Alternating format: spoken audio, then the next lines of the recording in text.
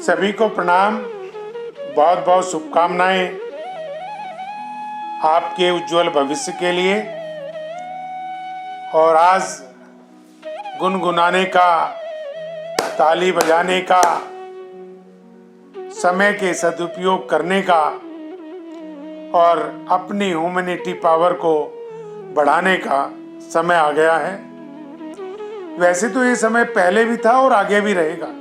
हमारे विद्वान, आविष्कारक, शोधकर्ता आने वाली पीढ़ी के लिए ये बता के गए हैं कि जो भी समय का सदुपयोग करेगा, समय की कद्र करेगा, समय का सम्मान करेगा, वही व्यक्ति विकास करेगा।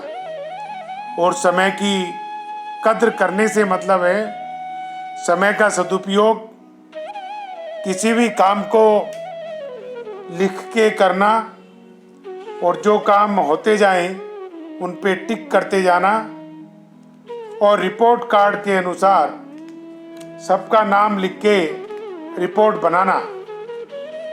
एक पुरानी बात है कि जब समय है जब काम नहीं, और जब काम है जब समय नहीं। उस सिस्टम को ठीक से बनाने के लिए, अर्थात समय का सदुपयोग करने के लिए हम पे भगवान ने पेंसिल और ये कागज दिया है। जब हमें समय का सदुपयोग करना हो तो हमें जो भी काम दिमाग में आए या जो भी काम कोई व्यक्ति बताए या जो भी काम हमारे पे योजना में आ जाता है उसको हम कागज पे लिख लें, जैसे मैंने लिखा है, और लिख के उस काम को जब करते चले जाएं जब हम पे समय हो।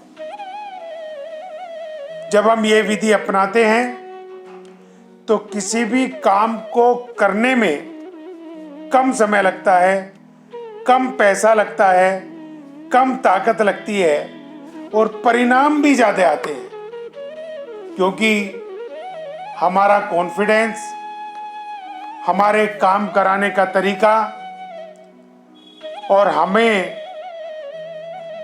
काम को, स्वयं को समझने का विश्वास कई ज़्यादा हमारे अंदर होता है। ना प्लानिंग के काम करते हैं, लिख के काम नहीं करते, उनकी कोई योजना नहीं होती काम कराने की, तो वे लोग महंगा काम करते हैं और लोगों से ठीक से काम भी नहीं करा पाते।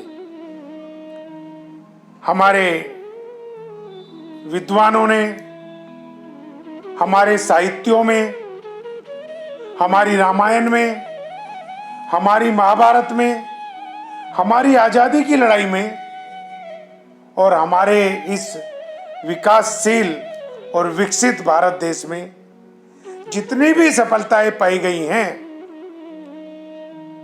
वे सारी सफलताएं उन विद्वान लोगों की कार्यशैली पे पाई गई हैं जिन लोगों ने काम को समय पे किया, समझ के किया और रूपरेखा बना के किया।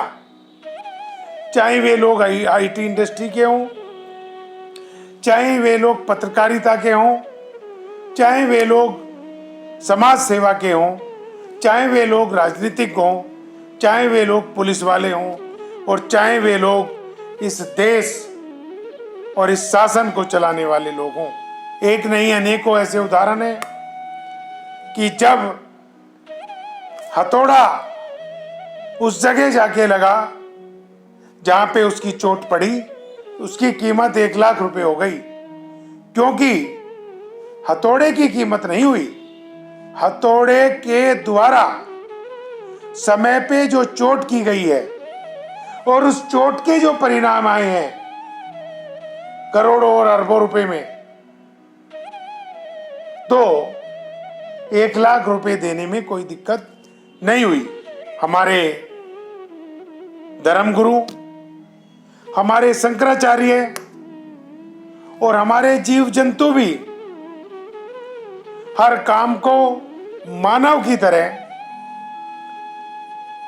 समय पे करना चाहते हैं, समय पे करते हैं और उसके अद्भुत परिणाम भी आते हैं। आप देखिए, सर्दी सर्दी के समय में पड़ती है, गर्मी गर्मी के समय में पड़ती है, बरसात बरसात के समय में होती है, और हम सब उन सब ऋतुओं का आनंद भोगते हुए फल खाते हैं, मौसम का आनंद लेते हैं, टूरिज्म का आनंद लेते हैं, लॉन्ग ड्राइव पे जाते हैं, परिवार के साथ घूमते हैं, नए नए आविष्कार भी करते हैं। हमारी गौ माता हो, हमारा शेर हो, ये सब लोग भी नियमानुसार सब कामों को समय पे करते हैं। मैं संक्षिप्त में यहां उपस्थित इस सभागार में उन सब लोगों को प्रणाम करता हूं जिन्होंने समय के कद्र पे, समय के सम्मान पे अनेकों आविष्कार करे, पुस्तकें लिखी, कविताएं लिखी, गाने लिखे और अपने समय के अनुसार आने वाली पीढ़ी को ये मार्गदर्शन दिया कि यदि आप समय पे काम करोगे तो आप एक अस्तित्ववान माइलस्टोन बनोगे, वैज्ञानिक बनोगे, आविष्कारक बनोगे, लेखककार बनोगे, उद्योगपति बनोगे, समाज सुधारक बनोगे, राजनेता बनोगे और स्वयं भी आगे बढ़ोगे, इस देश को भी आगे बढ़ाओगे।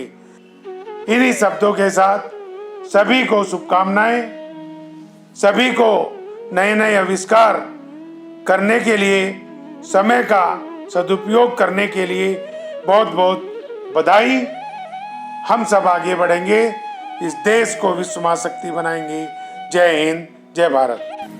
भाइयों बहनों, आप में हर कोई व्यक्ति जीवन में विकास करना चाहता है और जो विकास करना चाहते हैं वे हमारे द्वारा विकसित की गई वीडियो को देखकर हमें अपनी राय दें। वे हमारे कमेंट बॉक्स में अवश्य अपनी राय लिखें जो हमारे लिए अति महत्वपूर्ण होंगे। हमारे YouTube चैनल को अवश्य सब्सक्राइब करें, साथ ही बेल आइकॉन पर क्लिक करें ताकि हमारे आने वाली हर वीडियो का नोटिफिकेशन की सूचना आप पर सबसे पहले पहुंचे। हमारी वीडियो को लाइक करें, शेयर करें और अपना सहयोग सदैव देते रहें ताकि आपका सहयोग इस देश को विश्व महाशक्ति बनाने में महत्वपूर्ण बन सके। आप सबको प्रणाम। जय हिंद, जय भारत।